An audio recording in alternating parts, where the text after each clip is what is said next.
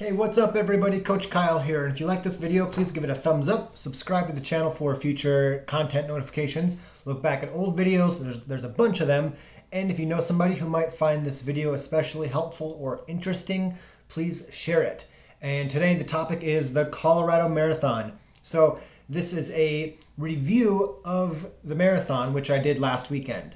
And it's in Fort Collins. It's the beginning of May. So it's a good spring marathon. You do some winter training, some spring training, and it's early enough in the year where the weather is typically pretty good. When I did it, the low was, mid 40s, and the high for the day was like 72. Now the thing you need to know is that the buses leave downtown Fort Collins at 4:15 to 5 a.m. So it's super early. But that also means that you're going to finish way sooner than if you were to do something like the London Marathon or the Boston Marathon, which you might not start until 10, 11 a.m. This one, depending on your speed, you're done before you would even start the London Marathon. So that's a real benefit. It kind of sucks having to wake up at like 3 a.m., but it's totally worth it. So that's one thing that you need to know. Something else is that it's at elevation, but it's not a huge elevation. So I think it starts at about 6,000 and it drops to a little under 5,000 feet. So yes, it's at elevation, but it's not like you're at 8,000 feet. And it's also a downhill race. That is the elevation profile. So 6,100 to we'll call it 5,000. So it drops. So I would say it's pretty fair, especially if you don't live at elevation, because obviously if you live at 1,000 feet, going up to 6,000 is going to be noticeable, but the downhill is also noticeable. So I would say it's pretty fair if you live in Fort Collins or whatnot, then it's certainly going to be a very quick race. Now, due to the downhill paved course, it's extremely hard on the quads. So you definitely want to do some downhill hard running in your training. So it's it can be fast. For me, I did not run very well. I had as I'm sure you know, marathons can turn pebbles into mountains, and I had a little tiny quad niggle in training that I thought was totally fine, and it really crept up during the marathon. Downhill running is super hard on the quads, so I ended up, I was on sub 3 goal pace for, comfortably for, I went through half in 1:28, and the quad just started to hurt pretty darn bad, so I just jogged it in. So not a good day for me, but that's just how it goes sometimes with marathons. So I talked to some people from New York, and they said they could really feel the elevation. Downhill, it's noticeable. It goes down a canyon, super beautiful for the first. I think you're in the canyon for about the first 15 or so. I think definitely the first half it was in the canyon. Super beautiful. The camber of the road is not as bad as I thought. The sun is low. It is just rising when the race starts. The half and the full both start at 6:30 a.m. The bus ride up, I get car sick, and the buses were nice. The road isn't super curvy. It's curvy, but not like, the bus can go at a pretty decent clip. So I didn't get car sick. The buses were great. There were long porta potty lines. I wouldn't say there wasn't enough, but there could have been more. There can always be more porta potties. You hear that, RDs? I think there was about 800 finishers and of the marathon. And I pretty much ran the entire race solo. There were people here and there ahead of me, behind me, but I never ran. It was super boring. That's just me. I don't think I'm a marathoner.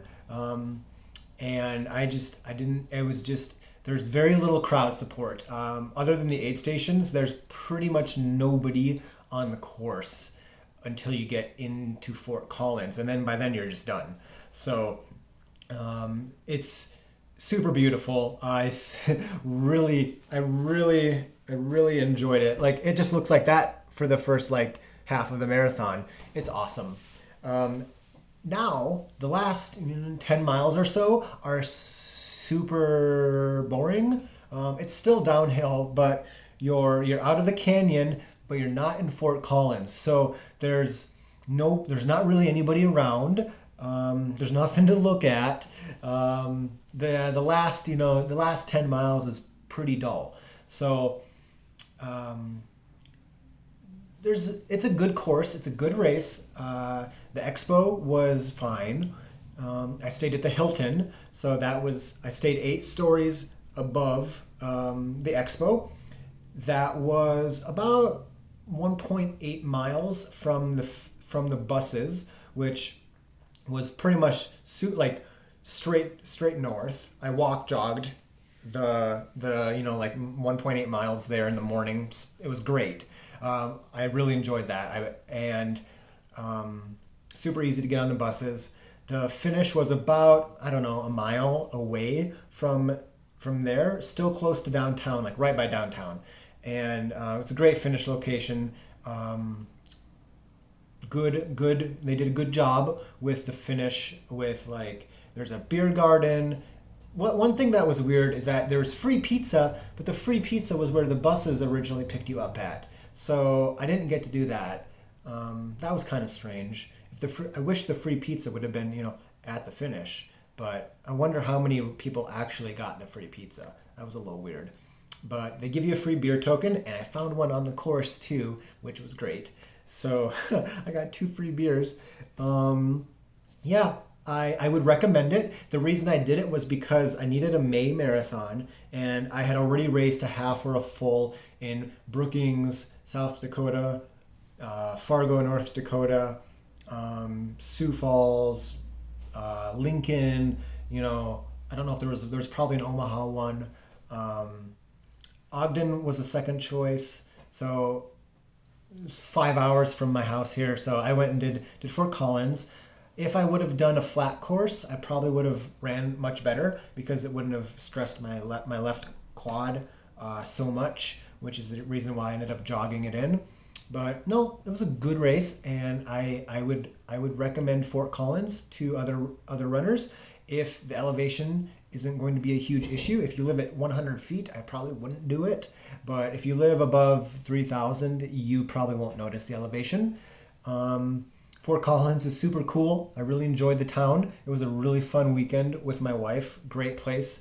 The Poudre Canyon is really fantastic. So we drove about 40 miles out and then back in the canyon. Really great drive. Another option, there was a lot of campgrounds along the route. And if you're up for camping before a race, that would have been pretty cool to camp really close to the start. So if we wouldn't have stayed at the hotel, we would have certainly looked at that, and that would have been pretty good. So think about that as well. Definitely have an air mattress, and it was probably, I don't think it got below 45. So I mean, you'll have to prepare for some cold temps at night. But 45 is fine. So it's not a huge deal for tent camping if you have some good, moderately cold weather equipment. Cold 45 degrees at the lowest.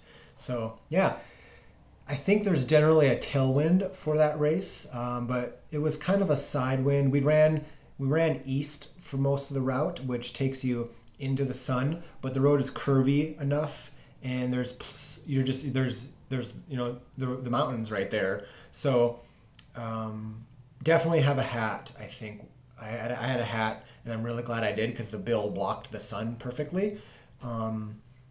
And you run in and out of the shade. The breeze was 5 miles per hour, and it felt fantastic. For the first hour or so, it was cold. Definitely bring a sweater for the start. And you can ditch it pre or intra race. But yeah, I'm just rambling little things that I would want you to know if you were running the Colorado Marathon.